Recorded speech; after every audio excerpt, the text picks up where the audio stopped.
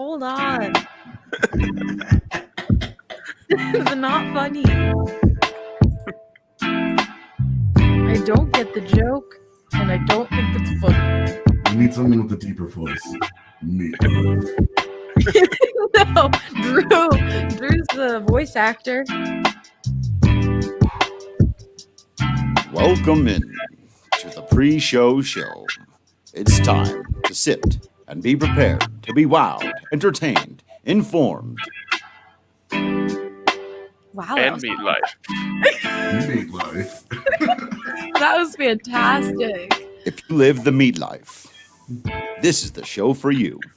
Drew, you should do all of the ad reads in that voice specifically. You need to read all of my audio. Right? There we go. Lindsay agrees. I think the audience also agrees. Before we get into the show, guys, we brought you damn good beer. Now we're delivering to you damn good beef, as AJ and Ryan keep saying, meat life. Hassel Cattle Company is the absolute best source for farm-to-table Wagyu beef in the country. Hassel Cattle Company is a fourth-generation cattle farm out of Texas. They ship all over the USA and straight to your door. They call their beef the blue-collar Wagyu. Why? Because it's the best damn Wagyu that every man or woman can afford. There's not a space there. I have to say it that way, or else I'm going to say Wagyu, and I know that that's not the way you say it. It's okay. I can't say Kamloops either, so we all have our things. We all have our things. Everyone on this podcast also knows that I am really bad at pronouncing things, so that's just what I have to do. Anyways, Hassel Cattle Company, everyone at DNVR has had some of their beef sent straight to their door, and it is incredible. Hassle-free. Hassle-free, exactly. Just showed up, and then you get to start cooking. We have not had the Denver steaks yet. Ryan, the people are waiting for that review. We have to cook them this weekend. Okay. Has anyone else had the Denver steaks yet? No. I know. See, we got to try it. We got to give the reviews. Bacon. I got sausages on deck for tonight, but Yeah. I've had the bacon, the ground chuck. Yeah, I haven't had the sausages yet, so I'm ready. It is bomb. We're having the comments. I would pick up a Drew Kreisman audiobook. I agree. But before... Maybe if you guys are lucky, you might get to hear Drew Kreisman on something similar to an audiobook one day. Just saying. They're lucky, hopefully. Maybe. Eyeball emoji. Ooh. Okay, head over to hasslecattlecompany.com, HASSELL cattlecompany.com, and use the promo code DNVR10. I am able to spell, unlike Rudo on the Avs postgame show yesterday, who really struggled. He got it. It was just a... It was a It was an a uphill process battle. to get through CARE. But he did get it. Free meat life. There. Use that promo code DNVR10 for 10% off your order. That's DNVR10 for 10% off any orders over 200, and you receive free shipping. Check them out, and we promise you will not be disappointed. We've got a lot of people already in the comments saying their executive order. So welcome into the Denver Sports Podcast presented by Breckenridge Brewery.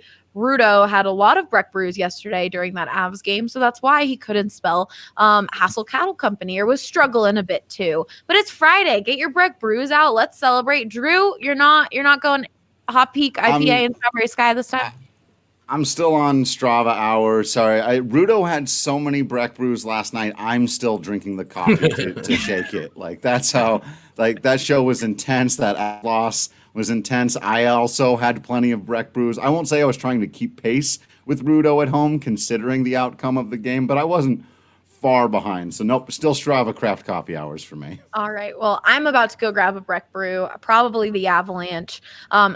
Besides Strawberry Sky, I think that one's my favorite. But again, it's Friday, so go enjoy, grab a Breck brew. If you want to come down to the DNVR bar, we've got a doubleheader going on today. Not even a doubleheader, they're on at the same time. We've got the Nuggets and the Avs game tonight. We will be showing both games at the bar. I believe Avs sound will be on unless there is more Nuggets fans, and we'll change it. So definitely come down following all COVID-19 protocols, but it's going to be fun. And we have 8 Breck brews on tap. It's going to be awesome. If your question is that a challenge and you're a Nuggets fan, the answer is yes. It is. It is a challenge. Look, It is true. it's the return of MPJ. you got to go check that out. There you go. Like the topic of the show, the headline, most of you are already in the comments talking about it. We are going to be talking about what sports-related executive order would you sign. This topic comes through, hold on, I have to share my screen. Peter Burns, as Ryan said, a friend of the program, tweeted this out yesterday, and it was so good we wanted to talk about it on the podcast. So it's pretty simple. What's the first executive order you would sign related to sports? Ryan, I'll start off with you. Okay, my executive order would be in relation to reform on spotting the football. If you listen to the show, you've heard me vent about it before, and I will vent about it again because it is the biggest problem in all of sports, in my humble opinion. We call it a game of inches, and it is a game of inches. Yet we just willy-nilly lose inches one way or the other on almost every single play, if not every single play. It drives me absolutely insane. For a game where every little thing matters so much, we're just letting some guy who's like 8 yards away, who has 55-year-old eyes, tell you where the knee and the ball were at the exact same time. How is he supposed to know that? I'm not even mad at him. I'm mad at the system. So we need to figure out a way. I know we have the technology. If we can go to outer space, we can figure out a way to spot a football. My original thought here is there's sensors in the pads, on the knees, on the elbows, whatever, and then there's also a sensor in the ball, and it just buzzes to the ref where to put the ball. It would be a large investment to get this technology prepared, but I'm gung ho about that. I get into the sports White House. That's my first order of business. I would like everyone's to be addressed that way. I want you guys to sell us on that executive order. AJ, you were shaking your head. Did you disagree with some of the things Ryan was saying? No, I'm totally in agreement. It's the dumbest thing. Hockey kind of has a similar where, we're trying to split the atom on offside, but when it comes to icing the puck, a guy can be half a foot from center ice and we'll just give it to him because he's close enough. And it just, sometimes it's like that and sometimes it's not. And it's like, so do these rules matter or do they not? And when it comes to spotting football, because of how important it is that you get X amount of yardage in order to get a new set of downs, or, it's extremely important that they have accurate information, and they're literally eyeballing it. Like, when you move into a house and you're putting stuff up on the walls, we take that more seriously than they do spotting a football. I do. You get out the levels, you draw the little marks on the wall, like you do. Because if you just stand back and you eyeball it and go, looks good, you're an NFL ref. Yes. I guess I'm an NFL ref. Unless it's like really big things, I'm like, I think that looks good, and then it looks good. That's how we did the entire set back in Lakewood Alley. It's very true. Yeah, that works. We tried really hard to be like, all right, let's measure it, and then we would mess up. So then I think that wall had like so many holes that we were like, it's good enough. We'll be okay. We'll just angle the camera in a way where you won't even notice. I just thought of this as a new solution that's a lot cheaper, and it won't be perfect, but it'll at least be some. You could implement this off season. When the XFL came back, or one of those leagues, the AAF, that's what it was. They had the Sky Judge, and their job was just to watch. And if something sketchy happened, they just buzzed down and said, "Hey, we need a moment to look at this." Now you can't have that much time on every single play. But what they could do is between the time that the player is down and they're spotting the ball, there's usually 10 to 15 seconds in there. They can just say, hey, you're a little off. Move it forward, a half a yard or whatever. At least that would get them closer to being right on this. Again, eventually we need a technology that makes it perfect because, like I said, in football, you can't just be throwing around feet like it's nothing. And there's often times where they're off by multiple feet on spots. So in important moments too, that you're like, what is that call? Like, no way that was a first down. And then that wins them the Super Bowl or things like that. Like, there's so many big moments that happens. Yeah. So eventually we need to get perfect. But just this offseason, put someone in the box. They're instantly looking at the side views all the game as soon as the play ends, and they're just buzzing down to the ref, hey, it's actually at the 46, not the 45, or move it forward half a yard, back half a yard. As long as they get it in before the snap, they don't have to blow the whistle or anything. They just run, move it, and keep going. I don't really want to bring up this comment because I know Ryan's going to go on a tangent, but we will. All right. Broncos Insider says his executive order would be to make Deshaun Watson a Denver Bronco. I don't see why not. I mean, David Stern literally just decided the Lakers can't have Chris Paul. I think the president of the United States should be able to just decide that the Broncos get Deshaun Watson. I mean, if you're going to do that, why wouldn't you just say, okay, well, now you have Pat Mahomes? Because now Kansas City also doesn't have him. So that's now you're opening a can of worms. That's right. Like it has to be at least somewhat realistic, I think, because you could just be like, my executive order is the Broncos get Pat Mahomes, and they also get Josh Allen, and they also get Aaron Rodgers and Tom Brady. So now all of the teams in the championship weekend don't have their quarterbacks. Okay, let's move on to Drew because I'm curious, Drew. Does anyone have any debate or any other points for Ryan's executive order? It's a great call. I mean, implementing the alternative is probably a lot trickier than it seems surface level, but it's a really good point that in a game that's measured by yards and like field positions, arguably more important in football than any sport. I mean, almost certainly it is kind of silly that it's something we're loose on. I think he nailed it. Yeah. Yep. It's exactly. The whole game is about measurement. Right. And we're off on measurement. Drew, I'm going to go to you because I think that you're going to go a little similar to Ryan, and Eric is calling it in the. I got $5 on this one. Yeah. Well, so that was actually not the way I was going to go. That's actually probably like 3 or 4 on my list. Just speaks to how many deep-rooted problems Major League Baseball has right now, and that it's not a good thing. But so people who are listening and not seeing Eric's comment, he was talking about the robot empire. The robot empire. Robot umpires. That's the fear, right? Is that it becomes a robot empire?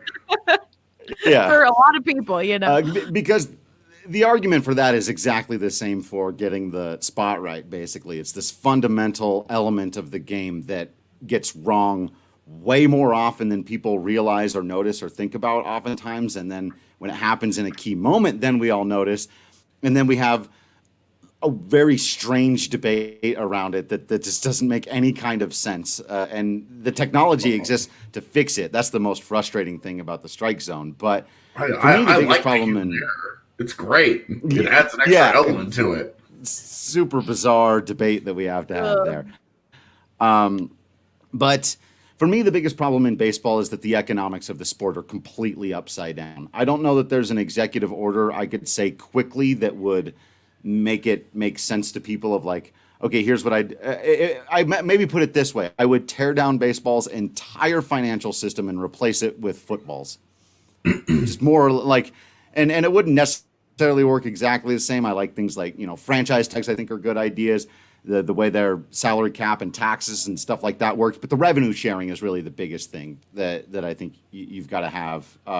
If that's like too implausible to be like completely replace the entire financial system with another one that's very, very different. If it's just like, what would you do that's legitimately could be implemented and should be implemented right now? It's a salary floor.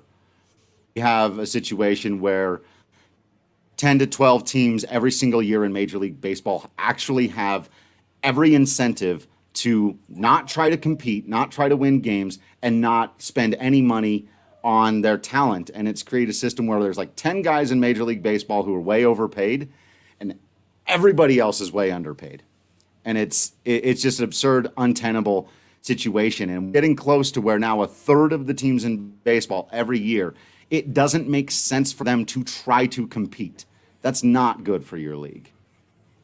I think, you need to just take hockey's system because they have a rookie contract system that makes sense.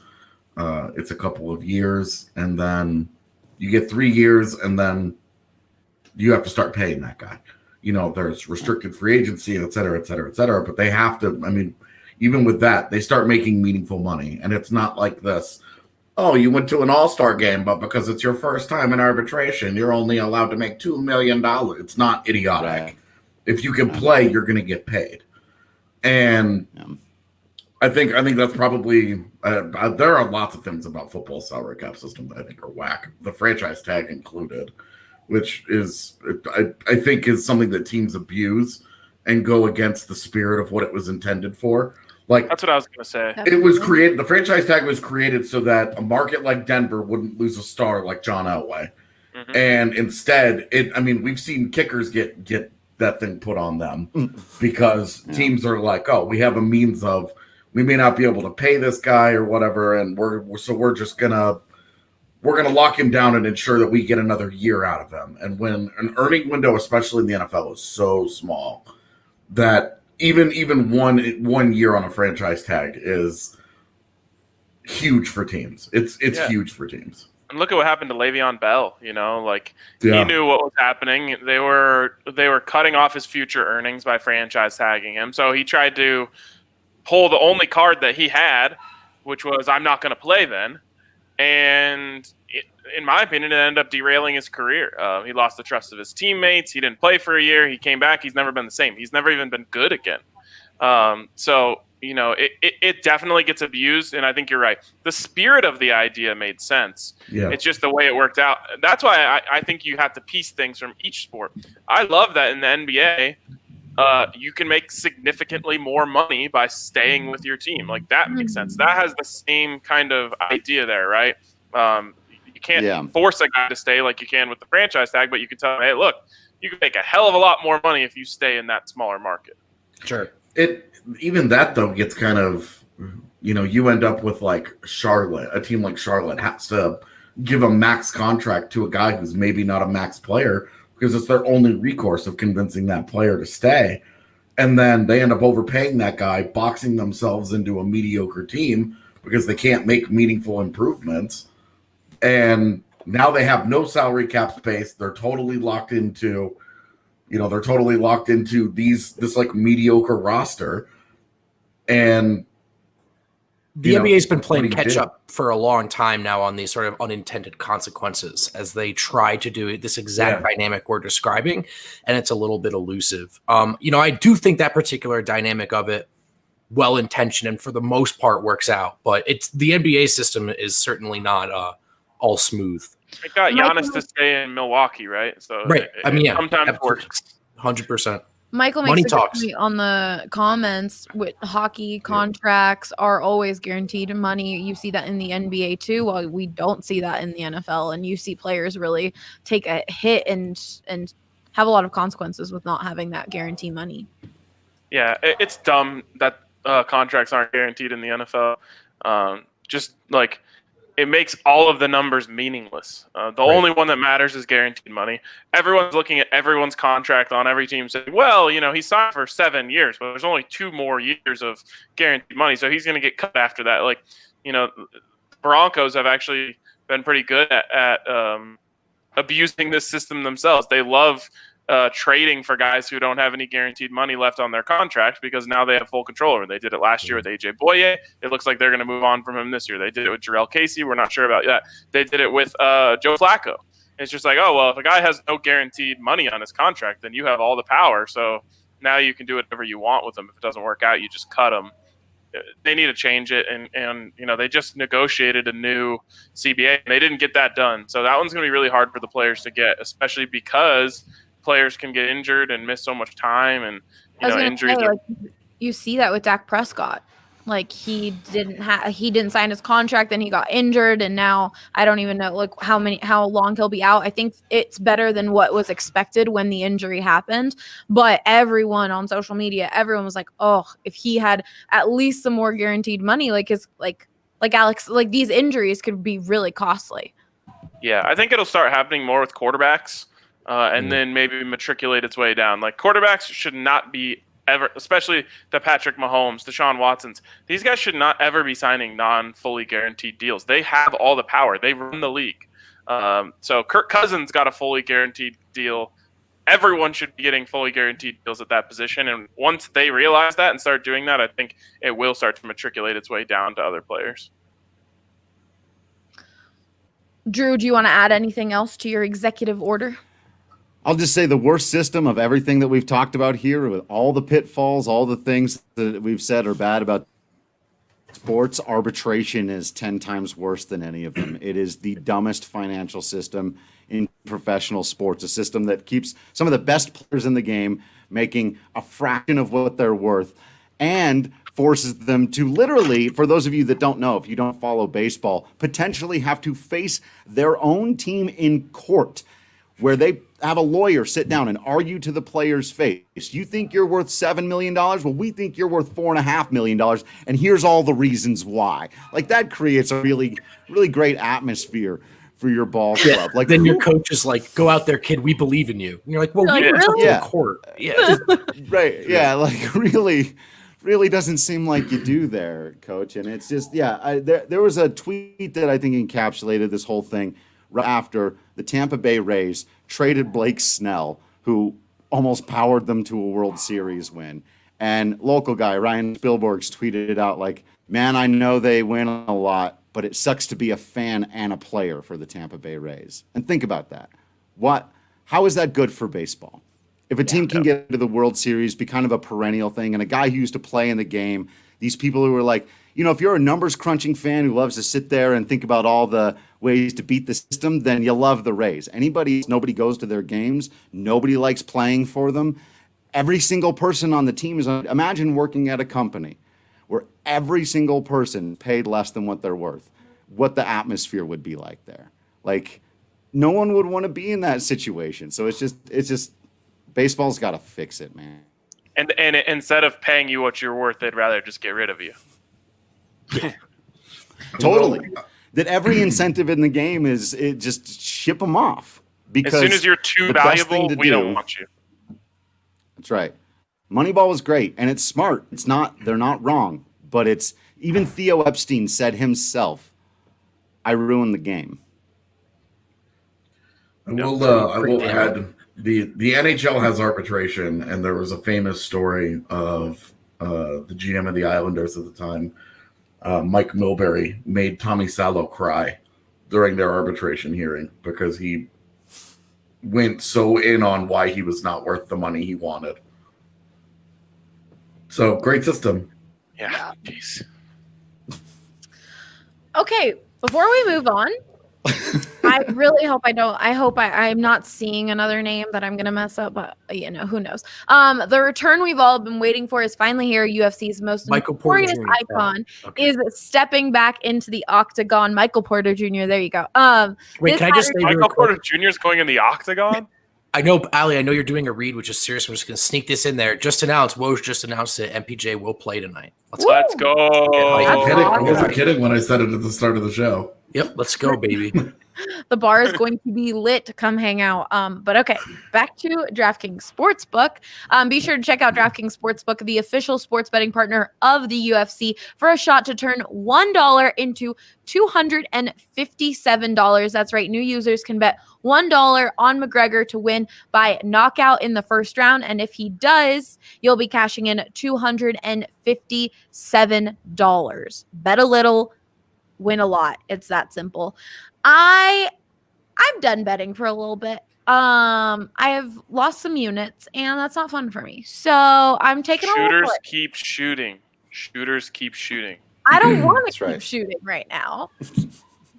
Fine. And Andre and Ryan can say scared money don't make money. All right, then that's why I'm not playing. Correct. I'm terrified. I lost some units. It wasn't fun, and so I'm just taking a step back. So I won't be placing any bets this weekend, but do any of you guys have any bets that are intriguing? Ryan lives by the Mikko Rantanen shots on goal. Are you betting that tonight, Rye? Yeah, of course. They didn't move the line once again, and so I will keep if it's a 2.5, I take it no matter what. I actually did the math on this on what my career numbers are on the bet, and we're now up to 13-6. So that's what we call profitable, and that's why we keep going back to that well. Last night, hit it in the second period, early in the second period. It's just what happens. They get a power play, he gets 2, and then it's over. Weren't you moving on from Avs and hockey? Weren't you saying that there was some cheese going on with this the UFC this weekend? Yeah, Andre and I like to dive in a lot to where these boosts are coming from. And there's just so many boosts involving Conor McGregor because he's so popular. Everyone wants to bet on him, like, worldwide. And so I just think fading McGregor is the way to go this weekend. Also, there's like hedge opportunities. If you're betting on McGregor to win in round 1 at 257-1, you can find a lot of ways to guarantee yourself money by hedging a little bit. I really don't think McGregor wins by knockout in the first round. Dustin Poirier is a very tough individual, so I think that'll be difficult. And McGregor might be kind of washed. Okay. Hey. When is that fight? Saturday night. Saturday night. All right, the bar. We've got Buffs basketball. We've got the Nuggets on, and then this fight on Saturday. Another day. The bar is going to be a lot of fun, so definitely stop by. But DraftKings Sportsbook is safe, secure, and reliable, and makes it easy for you to deposit and withdraw your money at your convenience. So don't forget to download the top-rated DraftKings Sportsbook app now and use that promo code DNVR when you sign up. Place your bet and watch the fists fly this weekend. That's code DNVR for new players to get $257 if McGregor wins by first round knockout. For a limited time only at DraftKings Sportsbook. Must be 21 or older. Colorado only. Restrictions apply. See DraftKings.com/sportsbook for details. And of course, if you have a gambling problem, call 1-800-522-4700. All right. Who should go first? Who wants to go first? AJ or Brendan? I'll go. Okay. Brendan, what is your executive order? I have so many. Can I just get the Nuggets and Avs on TV? Like, is that cheating? I was going to say that is something that someone in the comments wrote. Remove the blackout rules in all sports. Both of these things, yeah. So obviously Nugs and Avs, that's self-explanatory. But the blackout rules too, like these restrictions are outdated, and I just think you should be able to watch your favorite team on whatever channel. And I'm tired of it. And I think it should be that simple. You extremist. Yeah. You extremist. So that's what a radical you are. That's my one that I don't think anyone's going to argue with. I think that's a great one. Ben Girding was talking to us yesterday about how his dad in Ohio could watch the Avs while people locally could not watch the Avs. Yep. Sounds about right. And then another one that I don't know if this is more basketball specific. If no more 3-point fouls on guys who fall down. Like if you fall down, you cannot have the foul unless you got physically thrown over. I'm just tired of guys kicking their legs, extending. Their landing zone is apparently a radius now that extends far beyond the natural extent of a human being's legs. And it's ruining basketball. The 3-point foul is actually, like, from an efficiency standpoint, the optimal outcome as an offensive player. So if you want to knock James Harden, like, keep in mind, by the way these guys are calling it, by what the numbers, the analytics tell you, there's no better way to get points than to hunt that shot. The NBA pretended they were going to outlaw this like 3 years ago, where the guys lean in after they pump fake, or they stick their legs out. They cared for about a month, and then they stopped caring, and I can't watch it any longer. Yeah, that's a really good one. And it kind of goes into what you're talking about with the Rays, right? It's not wrong. It just ruins the sport. It's bad for the sport. Right. You're not breaking any rules, but it's like, is this in good faith? Is this fun for everyone? Like, yeah, no. It's like if you're in like a Madden or do like blitzes that are messing with the AI or whatever, like that's, yeah, it's going to help you win. Is it right? No. Right. It's like, it's taking advantage of ways that you can manipulate the game. And I think everyone, like, there's never been I don't know if there's ever been a player as good as James Harden that no one really liked watching. Right. And it's because his entire game is about manipulation. Right.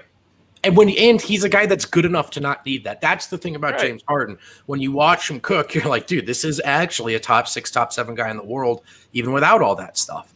So when he hunts it out, and why shouldn't he when they're calling it the way they do? So outlaw that. Like, how about this? Imprison the referees that don't take it. Jail time. Okay. All right. I think that was the. Oh, Ryan, you are frozen. Oh, no, you're not anymore. Does anyone have any objections to that one? We all agree? Yeah. Can I add just get the block charge while we're at it? Just entirely? Yeah. Just like let them run into each other. Well, Whatever, dude. That's a no call. What I don't like is just standing still in someone's way shouldn't be defense. I agree That with shouldn't that. be called defense.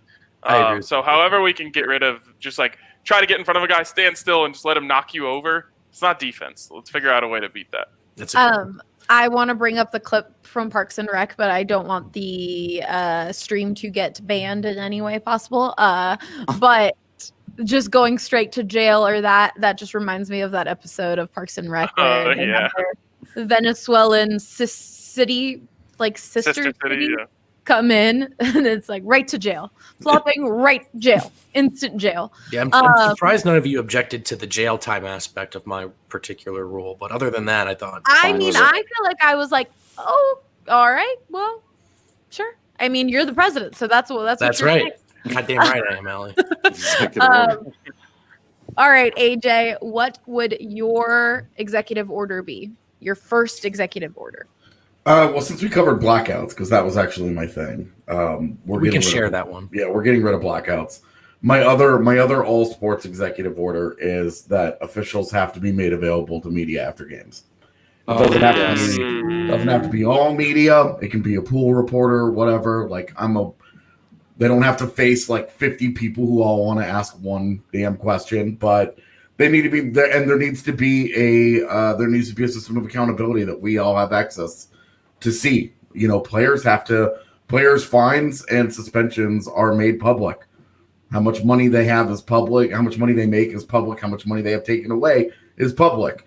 I got 3 emails 2 days ago about 3 guys who got fined in the NHL on the same day. We know all about that. But the accountability for officiating doesn't exist. At this point, it's a freaking myth. You have guys like Angel Hernandez and Joe West, whose names that we know. Or Tony Brothers. Because we know them. Like Tony You Brother. should know a ref's name. You should never know a ref's name. Last night, the Avs had a game that was officiated by Tim Peel and Francois Saint Laurent.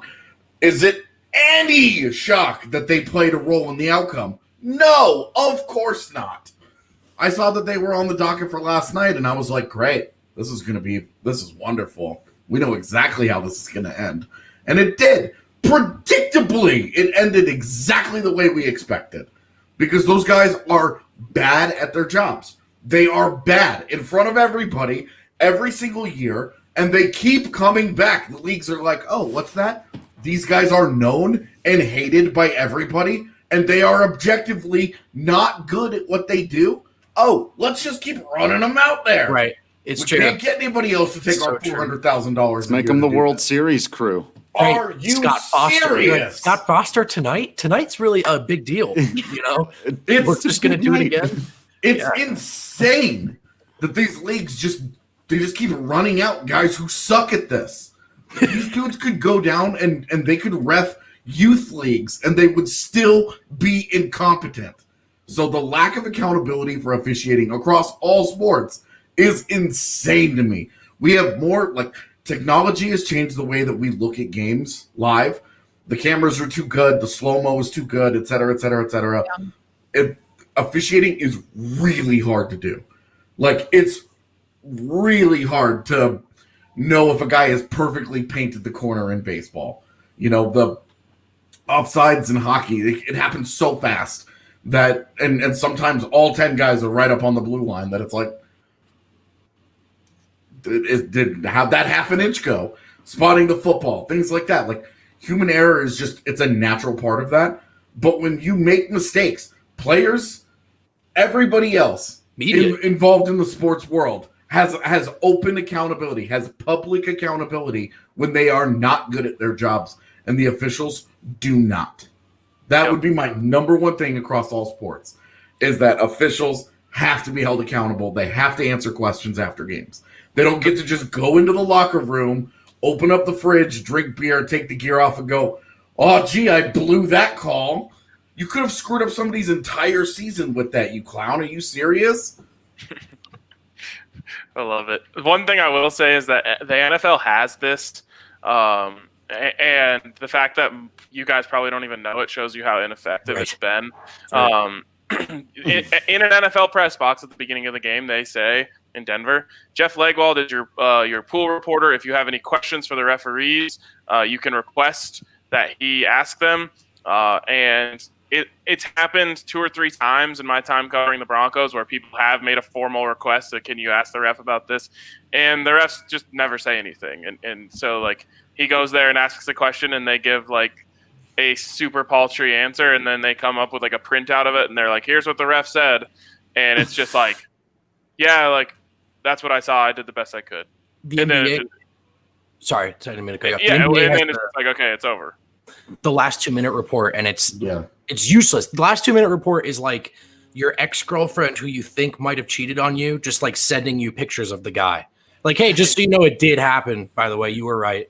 And it's like, okay, is there a follow-up to that? No, just letting you know. Are you sorry? And there's nothing you can do about the outcome. This is why I'm saying that it needs to go beyond. The league needs to make a statement. Some sort of a public accountability has to happen when, like, them coming out and be like, hey, we botched that call is one thing. Like, great. I like when leagues acknowledge it. It doesn't make you feel better. You know, the league, the officials cost the Avs a game a couple of years ago and came out the next day and literally said, sorry, LOL. And, like, it made you feel better to know that the league acknowledged it, but it felt shitty because it was like, okay, so the referees didn't know the rules. The referees didn't know the rules. How, like, what are you guys going to do about this? Is there a week suspension? Like, what's going on here? Yeah. Just give us the extra little bit of follow-up that says, this is what we're doing about these guys. Right. Especially when you see it happen with the same refs over and over and over again. You're like, and that you expect it. Like you guys said, like, you know, when a certain person's going to ref a game or be in that position, you're like, oh God, this is going to happen. Right. Like, you're telling me the NBA doesn't know that Tony Brothers should never do a Nuggets game? You mean to tell me that they're just unaware of what's going on here, but everybody else in Denver knows the guy's name and knows, like, what's up? Are you kidding me with this? That's crazy to me. As I think about this, it's something I know admittedly next to nothing about, but I wonder, I'm sure there are unions for these referees, right? And I wonder how much power they have respectively in these leagues. But I agree, AJ. I mean, I think you actually hit the nail on the head. Like, the human error stuff is not the source of the anger, right? That's inevitable. That's human nature. The lack of accountability that I think exists across professional sports blanket is pretty frustrating as a fan. And also seeing that something's going to be done about it. Like, okay, you get that knowledge, like, all right, we messed up a call in that Avs game. We admit it, but, like, you see why that's going to change and not going to continue to happen. One question I have for you guys: do you believe that results should be able to be overturned if it was the very last thing that happened? So let's say on a buzzer-beating attempt, a foul gets called on Jamal Murray fouling James Harden. He goes to the free throw line, shoots 3 free throws, win the game with 0 time on the clock. If the last 2-minute report shows that Jamal Murray didn't touch him, should they be able to go back and say, that's game over? The Nuggets win? Yeah. I think so. Absolutely. It should happen. It shouldn't even take the 2-minute report. It should happen right there. That's what I think, AJ. Like, that's, to me, the ideal solution is what's the system where we're not leaving the arena until we've gotten that right. Something about going back doesn't sit right with me, although I don't know if I could actually articulate that. Maybe that's just a baseball actually has a history of finishing games that how, that were called off because something illegal going back, a long time now. But I mean, you can also restart the game from the point of wherever. Be like, all right, look, the last 30 seconds game, if that was the most important call, be like, there's no time on the, maybe there's 10 seconds left. And you go, hey, next time you guys get together, we're all coming out here. We're going to start with 10 seconds on the clock. You've got the inbound pass, and we're finishing last month's game. That's a thing that baseball has done before, so it can be done. Actually, basketball did this. I remember it one time happening in my childhood, and I might be getting the details wrong, but I'm pretty sure that they determined that Shaq had fouled out with like 37 seconds left in the game, and they went back and counted his fouls, and it was like, no, he didn't foul out. They were wrong. He shouldn't have fouled out. And because of that, they went back and played the last 30 seconds of the game with Shaq. I'm not familiar, but that's not to say it didn't happen. So, yeah, go ahead. I was just going to say, I think you're right, AJ. If something like that happens, it's that important. Maybe you make it within 1 minute. Obviously, in the NFL, everything can be reviewed under 2 minutes. That sort of stuff, I think, should be implemented. The problem is that the more that you expand replay, it sometimes you get down a slippery slope. And like we know in baseball, it's been kind of off-putting how much replay is changing in today's day and age. But in the end, it's like, well, if you get it right, you can't be really that mad about it. But it does just feel weird when it's like, oh, the neighborhood play at second base or whatever. It's like, the guy's trying to avoid getting cleats shoved into his leg, so he didn't touch the bag. But I don't know. I think the slippery slope fallacy is a bad reason to not try things. Personally, I would say that just drives me crazy, man. Like, it's like, oh, well, what about the unintended consequences of it? And it's like, you're right. We should never change anything. Right. Every slope is slippery, and we're all standing on a slope. I think that there are certain common sense changes that you can make across all the sports. Basketball.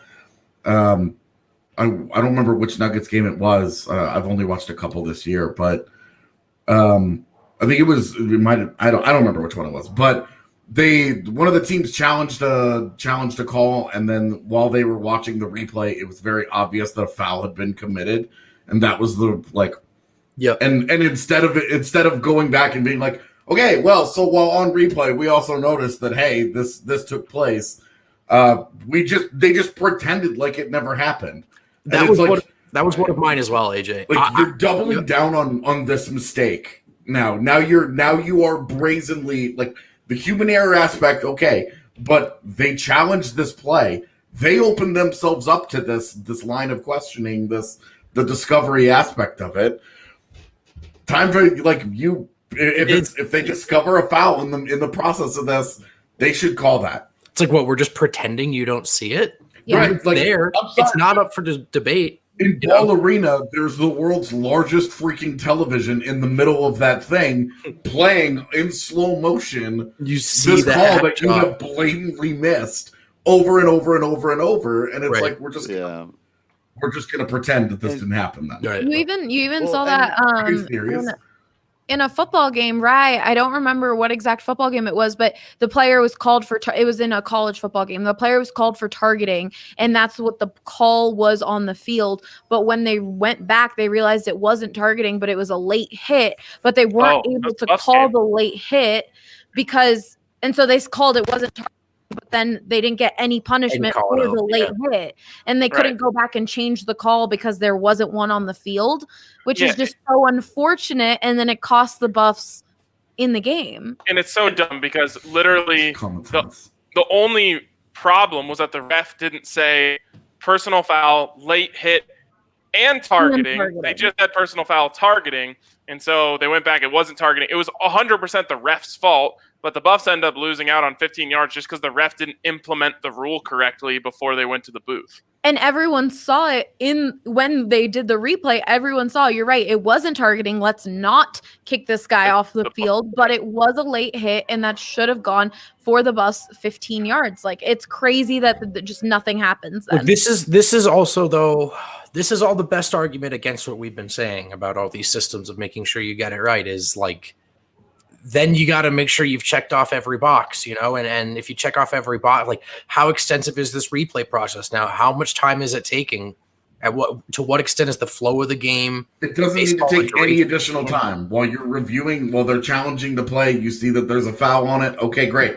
We've called the foul. Whatever. Look, you're not going back and adding more replay to it. You're only implementing it in a situation in which something is already being challenged. Yeah, I'm just trying to Already play a being little looked devil's at. advocate. I just think there are some unintended consequences. But then, like, just prepare for those and adjust. Like, what you've described drives me absolutely insane. Like, if the foul occurs and I can see it on the replay, and my job as a referee is to call fouls, why on earth can I not retroactively call that? Yeah. Yeah. So I went back. I just And the Googled part of it that- Oh, go ahead.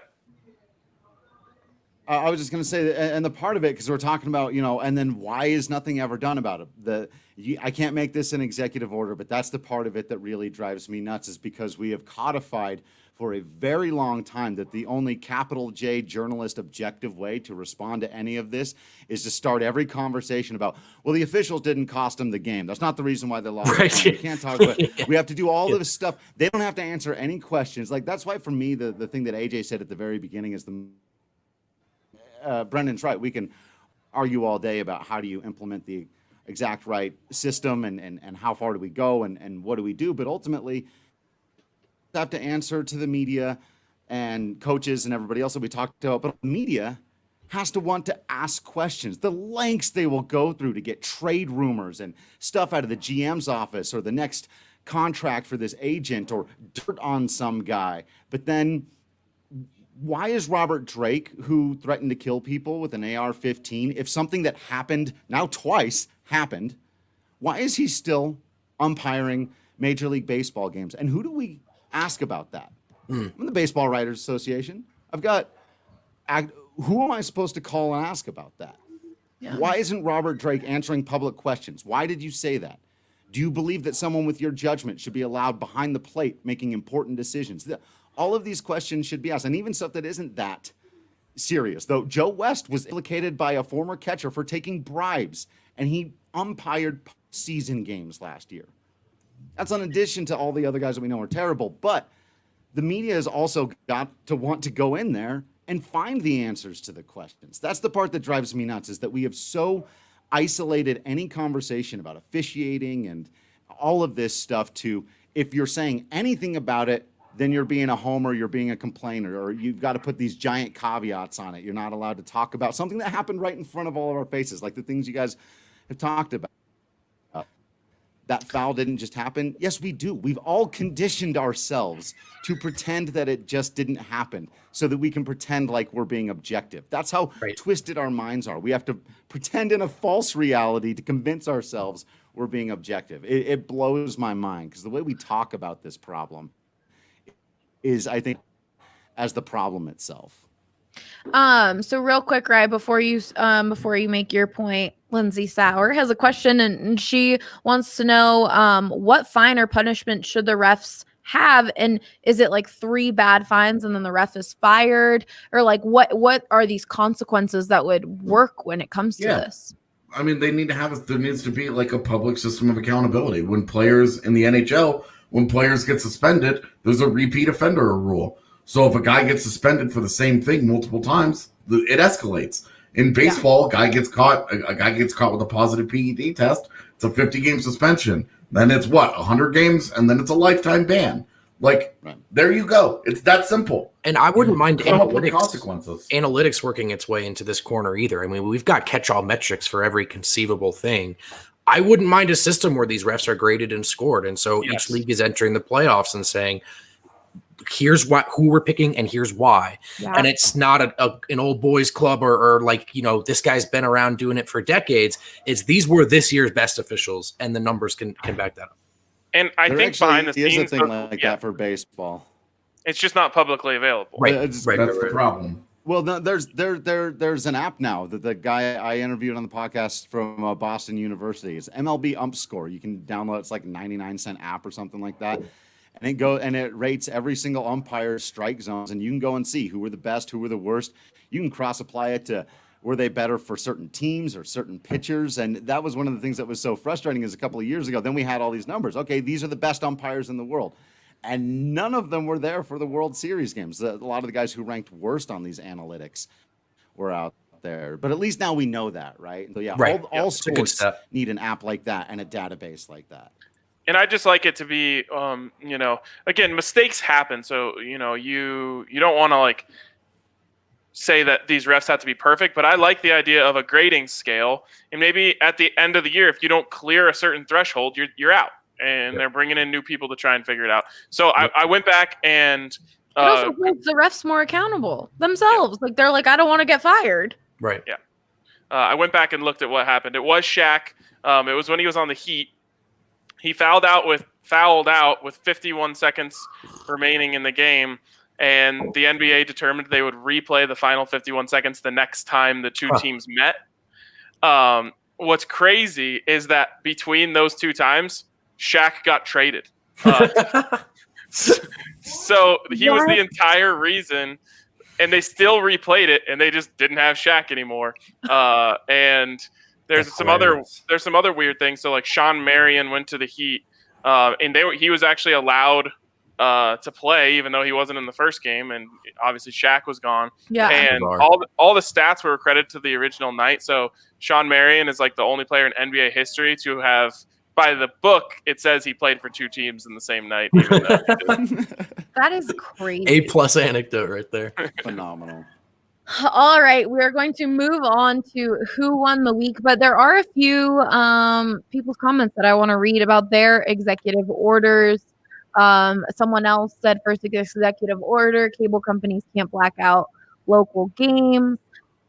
Of course, executive order, it's my birthday. That's an Avs joke. Allie's over it. If you can't Executive order, Nikola Jokic, MVP. That's a good one. doesn't need it. There you go. Get it on his own. First executive order for the Rockies, put Todd Helton in the Hall of Fame. And then Again, I agree he'll with get this executive order, which would be my executive order here in Colorado, is that when a team wins a championship, the parade needs to pass by the DNVR bar and needs to go on Colfax, because that would be a party. I say it ends at the DNVR bar. Like that's the end of the route. That would be amazing. Let's see if there was any other ones. Can I add some quick hitting ones that I would also like to implement? I'll go rapid fire with you. I would like to add a character clause to all of the individual Hall of Fame selections. You should not have a celebrated life if you're a piece of shit human being. Kurt Schilling. It's not even. That was mine. Wasn't my example that I had in mind. I was going to say that sounds like a That was Drew mine. take, but I'm just agreeing and adding. There should be a character clause. Now I understand who enforces it, who decides what it is, whatever, blah, blah, blah, blah, blah, blah, blah. But if you're some Jew-hating bigot, you don't get to be in the Hall of Fame. I'm sorry. Brendan almost just spit out his drink. oh man, You don't get to be in the Hall of Fame. You don't get to have a bust. You don't get to be celebrated. You are a scum, and you don't get to be in. I love it. Can I also love add, it. you should be able to vote people out of the Hall of Fame? Because every once in a while, Ooh. somebody says to me, because we're talking all this Hall of Fame stuff, and I'll be like, I don't think I'd vote for Kurt Schilling. They'd be like, do you know these other guys who did all these horrible things? I'm like, they don't give me a vote to kick those guys out, man. Like, right? Yeah, I can't change precedent, but I sure would like to. Not my fault Ty Cobb's in the Hall of Fame. Someone said lose a vote if you turn in a blank ballot. Yes. Oh, I agree with that. If your favorite team wins a title, your employer can't make you come into work the next day. They just That's a can't. good one. I feel like most places don't. I remember when my only real celebration, except a few Phillies, but when the Eagles won the Super Bowl, literally school was canceled. I mean, it was the first one ever. Yeah, it's kind of like snow in hell. You know what I mean? It's like School a was bigger deal. canceled in Philadelphia. Everyone was off work, and everyone was just downtown, and it was the greatest thing. I think just the Monday after the Super Bowl, national holiday. Everyone's off work. Yeah. Opening Also weekend opening of day. March Madness. Opening day is a must-do. Yep. So We just can't like even get- more off days. We can't even get the general election to become a national I know. holiday. Okay, let's start Can there. we and move then the do Super these Bowl to other Saturday things. instead? And They this already is- have a week off. This is PTO, by the way. You know. Drew's like, all right, well, let's start with that one. Like, Okay, we've let's got some start. other things that we need to work on first, but like, Hey, straight up, let's I'm in charge. hold it I'm Saturday. captain now, AJ. It's all getting Right. done. It's all getting done. 10 more national holidays, baby. This is the quick one. Wait, where'd it go? He's so right. You just played it. And Yeah. you know what, Nighthawk? No, because just remember, close your eyes and remember the last time it happened, which was more often than not a year ago. So Alabama doesn't need to celebrate anything. Okay. Sam said get rid of the delay of game penalty in the NHL. I've made this argument over and over and over and over, and there's always that one moron that wants to come and argue with me because they insist on being wrong. And all you have to do, treat it like icing. Yes. That's it. Treat it the same exact way as icing. I've gone back. There's always that person. Oh, do you remember games from the 90s? Yes. Thankfully, the pandemic gave me the opportunity to go back and watch DNVR a ton of watches. 90s hockey. So I did. And you know what? While I did that, I kept track of the number of times guys flipped the puck over the glass. The entire Avs Stanley Cup run. You know how many times in the 96 playoffs, the entire 4 rounds, you know how many times they flipped the puck over the glass intentionally? 4! In 4 rounds, it happened 4 times. Yep. So I do remember 90s hockey, yes. And in the highest of leverage situations, it was not a rampant problem. So don't give me that noise. While we're getting rid of crap rules, the fumble through the end zone should not go to the other Oh my team. God. That's a dumb one. Yeah, What about ASAP? I have no idea what it's about. I like it just makes no sense.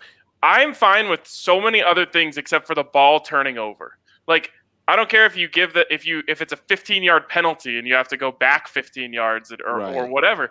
Just anything but it's a turnover. It makes no sense for it to be a turnover. Right. When that happened 2 weekends ago, I was like, Ryan, why? And he's like, I can't explain it to you. And I'm like, but you can't.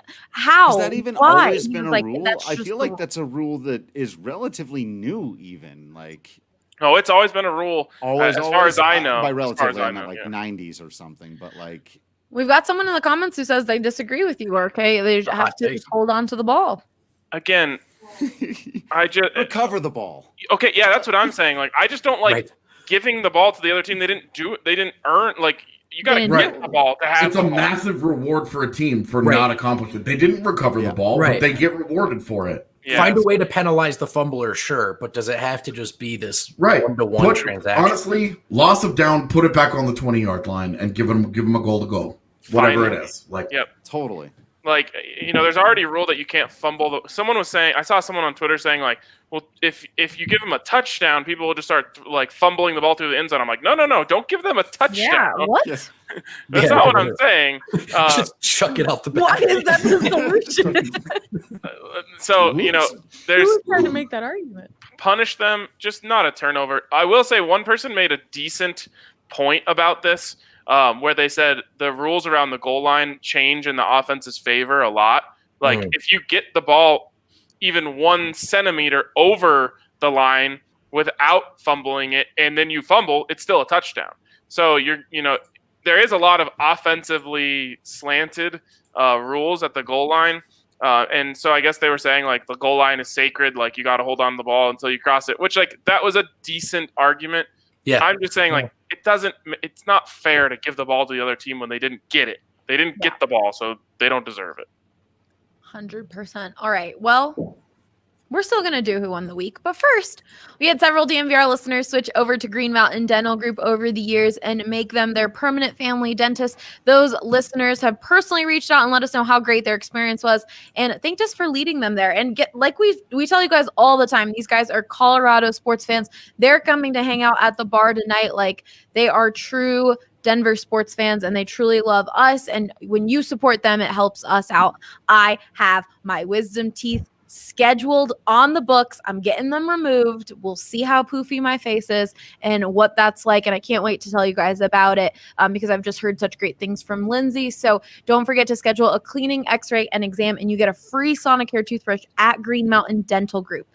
like I mentioned last podcast, someone went to Green Mountain Dental Group. No, Mountain Dental Group. Oh, so then the green. Don't forget the green part. Green Mountain Dental Group. But yeah, they're awesome. Only 15 minutes away from downtown Denver, and they're truly just really, really genuine, nice people. So definitely go check them out. Green Mountain Dental Group.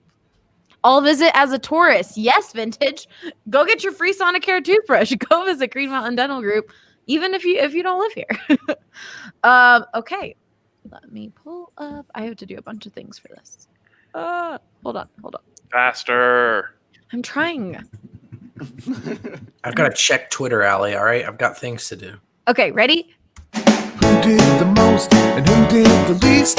Who was the dog and who was I the can't beast? control the audio, Who's right? in the boat and who's up a creek? Let's see. Who won the week? I don't know what you want me to do. I cannot control the volume. I just feel bad for all the people listening at headphones. Well, I'm sorry, guys. But they were jamming, so it's okay. All right, let's start off with... Let me get my timer out. Hold on.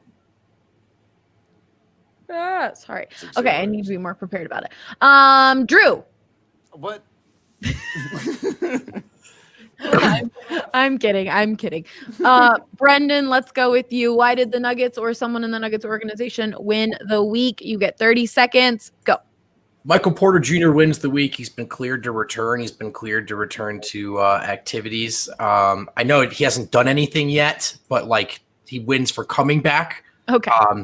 Because this guy hasn't gotten to play. He's a top 20 caliber player, top 10 caliber player. And he's just been on the sidelines for one reason or another. What it's injuries, Michael Malone's preferences, now COVID protocols. This guy is a franchise-altering talent. It's good to see him back on the court, even though technically haven't done it yet. Time. All right, so I'll make sure to get that out ASAP so that people aren't like, what? If like MPJ doesn't play well or something. Who won last week? I forgot to put the poll out. Oh, Allie. Oh, God. We have been doing a lot of things at DNVR that have required all of my attention. So who won 2 weeks ago?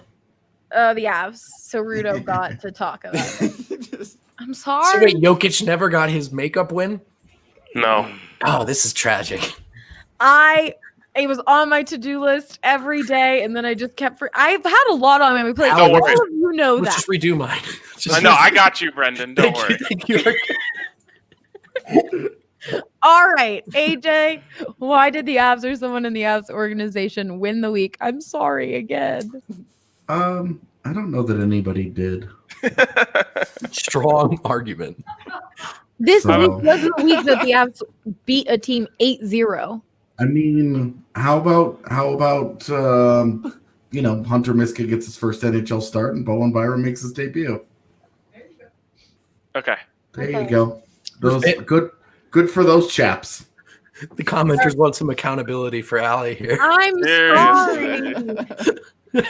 You're going to need to answer the poll reporter, Allie. All right. Nighthawk saying new DNVR hiring post about to go up after this, Allie. You know what? That's another reason we had such a great turnout for people applying for our video editor position that I've been reading through like hundreds of applications. So there's just been a lot. I apologize. I'll make sure it doesn't happen again. Can't believe Who Won the Week didn't make it to the very top of your priority list this week. I really can't. People agree with Hunter Miska. All right. Ryan. Oh, hold on. Why do you keep making this guy's from Minnesota's name so foreign? Miska? I don't know. I like it saying like Miska Miska. instead of Miska, right? Isn't it just Miska? Mhm. Anyways, Off of me. Ryan, just go. All right. Nikola Jokic wins the week again because he is simply the best basketball player in the world right now. He should have won it the first week we brought it back. He should have won it last week. If it was there, he probably would have won it. He should win it this week because he's still the best player in the world. Every metric right now says he's head and shoulders above the rest of the NBA. He's playing insane. He's averaging a triple-double. He's doing everything. He's a one-man show, and this week he has officially become my favorite basketball player of all time. He wins. Okay. You guys not as hyped as I was. Did you guys hear what Lindsay said? Lindsay said that Brendan's sound effect sounded like a dying dog. That's sad. My goodness. Wow. It was actually an air horn, Lindsay, but I'll work on it. Okay, Drew. I mean, if you can choose whatever you please, if you would like to support someone That's else's, or you could do your own. You get 30 seconds. Go. All right, AJ left this one open for me, so I got to go with Nathan McKinnon won the week. Look, I know the Avs aren't playing their absolute best yet. They haven't gelled, but this guy is out of his mind good. And AJ may be used to it by now. It may be ho-hum for hockey fans, but I'm in year 2. Guy did something absolutely ridiculous last night, just making goals out of thin ice, making guys look ridiculous, playing obscene hockey, making me excited even though the team is kind of right now. Nathan McKinnon's the best hockey player in the world, and I'll hear nothing else. I don't know any of the other ones, but it's fine. All right. You guys are if you guys want Jokic to win this one, now that Drew threw in Nathan McKinnon in there, you guys have to actually push it. So you have to actually post it. I promise I will. But when I did post it, Hey. only Harrison posted it, and then Deshaun Watson becoming a Denver Bronco was winning, and then AJ quote tweeted like, "Come on, guys, really?" So then all the Avs fans went and supported it. So Nuggets fans, show up. I'll take care of it. Actually, it wasn't Deshaun Watson for becoming a Denver Bronco. It was Deshaun Watson for getting an excuse to leave Houston, which really had nothing to do with Denver sports at all. Yeah, and it was winning in the poll with Jokic as MVP or an incredible player. Like, you guys need to help. I will make sure it's posted. I will put it in the Slack and I will tweet it out. I promise. That's on me. But anyways, we will catch you guys all next week. Come hang out at the bar. We will be here. We've got Big Betting Bonanza on Sunday, like we talked about, and the Avs. And then Saturday we have Nuggets, Buffs, and the UFC fight. Tonight we've got the Avs and Nuggets on the TV. So definitely come hang out. DNVR fam will be around. Rye, what were you going to say? I just wanted to say one last thing about Nikola Jokic. If you're not paying attention to the Nuggets and watching him right now, like I beg of you to just give it a try. In my opinion, it is the closest thing we have had in Denver to Peyton Manning. Not in just how great he is, but in the way that he approaches the game. I think he is the Peyton Manning of basketball. This is actually, all any sort of homer exaggeration aside, one of the best starts to the season in the history of professional basketball from any individual at any position. What would you like to say, AJ? Nathan McKinnon's been robbed of 2 Hart trophies in the last 3 years. Stop. No, but he just plays in a different. I'm not saying that Nathan McKinnon isn't an MVP level player. I'm saying that in the way that Nikola Jokic uses his mind to beat teams, it's Peyton Manning-esque. I think he's the best player on the planet right now. That's a fluid rankings. You know, if I had to play like the Lakers and LeBron James in 7 games, I'd be scared. But Nikola Jokic, right now, there's no one playing better basketball on the planet. And I'm not even trying to say he's better at basketball than Nathan McKinnon is at hockey. I'm just saying, in the way that he approaches the game, it's like watching Peyton Manning play basketball. I don't think you're going to dig your way out of this one with AJ. I love Nathan McKinnon. I don't want this to somehow be taking away from Nathan McKinnon. Nathan McKinnon can be John Elway in this scenario. And do you feel any better about it, AJ, or not?